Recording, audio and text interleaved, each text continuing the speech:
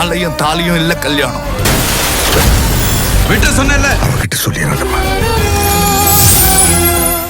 தெரிஞ்சா உங்க 2 பேரையும் தானே போலீஸ் சந்தேகப்படுவாங்க. அத்தை, அதை விட ரொம்ப முக்கியம் அக்கா கண் முழிச்சு பார்க்கணும். மற்ற எல்லா பிரச்சனையும் அதுக்கப்புறம் பார்த்துக்கலாம். அக்காவுக்கும் அக்கா வயிற்றுல இருக்க குழந்தைக்கு எதுவும் ஆயிடக்கூடாது. என் நினப்பெல்லாம் அதுல மட்டும்தான் இருக்கு. ஆமா வேலு, என்னதான் சூழ்ச்சி செஞ்சு நம்மள மாட்டி விட பார்த்தாலும் அதுல இருந்து நம்ம எப்ப வேணாலும் வெளியே வந்துடலாம். அங்க ஹாஸ்பிட்டல்ல இருக்கிற அண்ணிய பத்தி மட்டும்தான் நம்ம இப்ப நினைக்கணும்.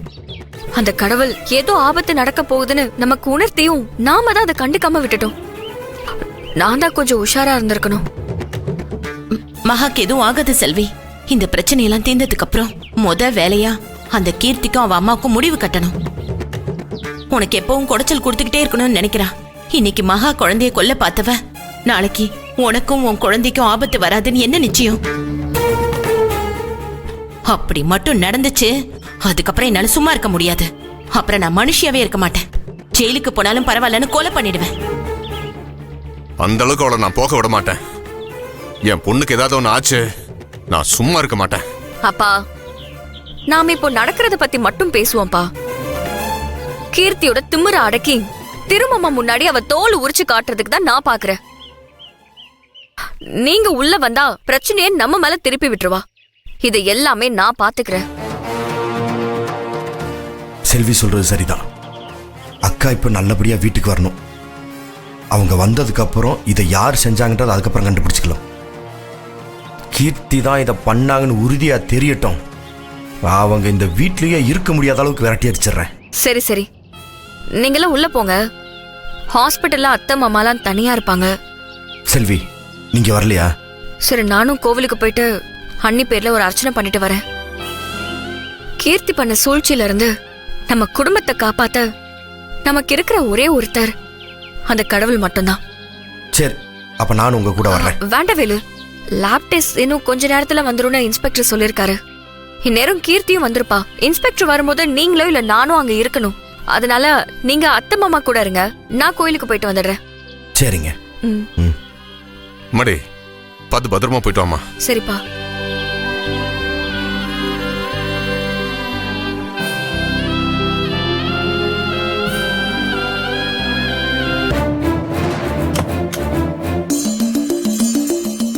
Hello sir.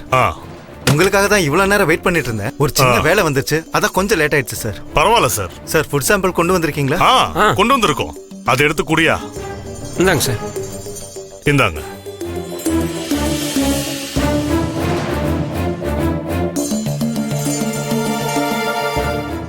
ரெண்டு ஃபுட் சாம்பிள் கொண்டு வந்திருக்கோம் சார். அந்த சாப்பாடுல எதுவும் விஷம் கலந்துருக்கா இல்ல சாப்பாடு கெட்டு போயிருக்கான்னு நீங்க தான் பார்த்து சொல்லணும் சார். ஓகே சார், கொஞ்ச நேரம் வெயிட் பண்ணுங்க. டெஸ்ட் ரிசல்ட் வந்ததும் ரிப்போர்ட் கொடுத்துறேன். Okay sir. ரிப்போர்ட் வர்றதுக்கு எவ்வளவு நேரம் ஆகும்? ஒரு 1 hour ஆகும் சார். கொஞ்சம் வெயிட் பண்ணி கையோட வாங்கிட்டு போயிருங்க. Okay sir. சார், கொஞ்சம் வெயிட் பண்ணுங்க.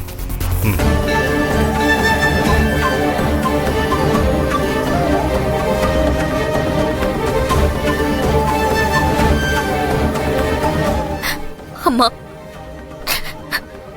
எனக்கு எதிராக இவ்வளவு பெரிய சூழ்ச்சி நடக்க போகுதுன்னு என்ன எச்சரிக்கைதான் நீ பல வழியில முயற்சி செஞ்ச. ஆனா அது எதையுமே புரிஞ்சுக்காம நான் தான் முட்டாளா இருந்திருக்கேன். என்ன மன்னிச்சிடு. என்னாலதான் மகாணி இந்த நிலைமையில இருக்காங்களோன்னு எனக்கு தோணுது.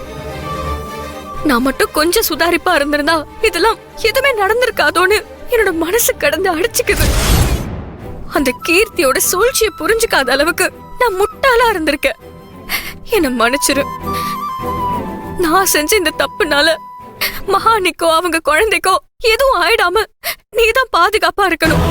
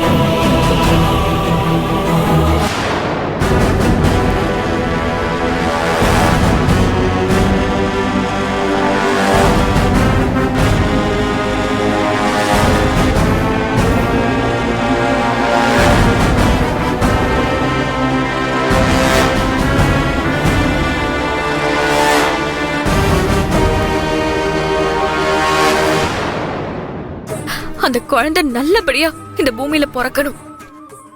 தயவு செஞ்சு அதை காப்பாத்து. என்னையும் வேலுவையும் இந்த சூழ்ச்சியில இருந்து வெளியே வர வச்சிடு.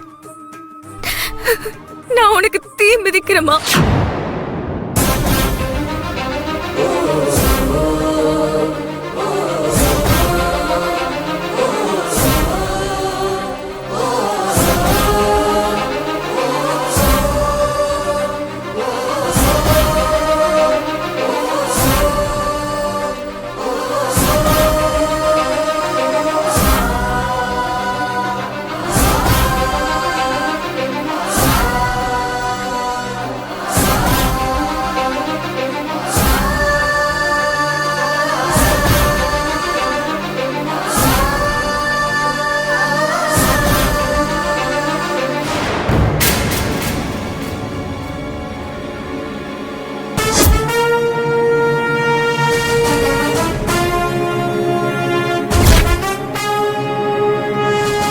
எங்க மேல இருக்கிற வெறுப்புல ஒரு சின்ன சிசனு கூட பார்க்காம அத கொல்ற அளவுக்கு கீர்த்தி தான் இதை செஞ்சிருக்கான்னு எனக்கு தெரியும். இந்த உண்மை எல்லாமே தெரிஞ்சு என்னால எதுவுமே பண்ண முடியல. கீர்த்தியை எல்லாரும் முன்னாடி வெளிச்சம் போட்டு காட்டுற சக்திய எனக்கு நீ கொடு. இவ்ளோ பெரிய பாவத்தை செஞ்ச அவளை எதிர்த்து நிக்கிற வலுவை கொடு.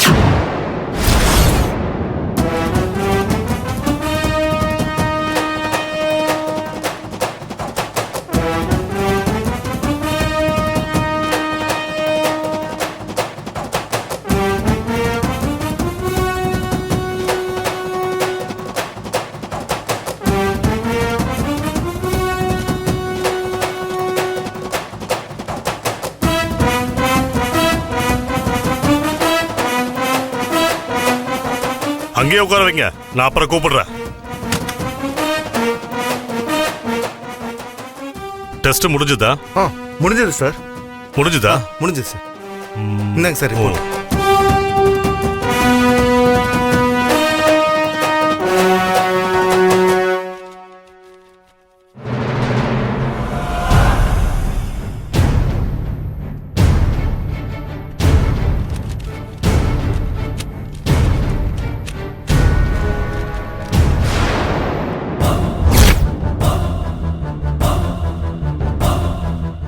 என்ன சார், யாரோட சாப்பாட்டில் விஷம் கலந்துருக்கு? ரிப்போர்ட் என்ன சொல்லுது? யோ, அந்த செல்வி சமைச்ச சாப்பாட்டுல தான் விஷம் கலந்துருக்கு. பார்க்க நல்லவ மாதிரி இருந்துகிட்டு ஒரு சிசுவை கொல்ல பார்த்திருக்கா. இவ்வளவு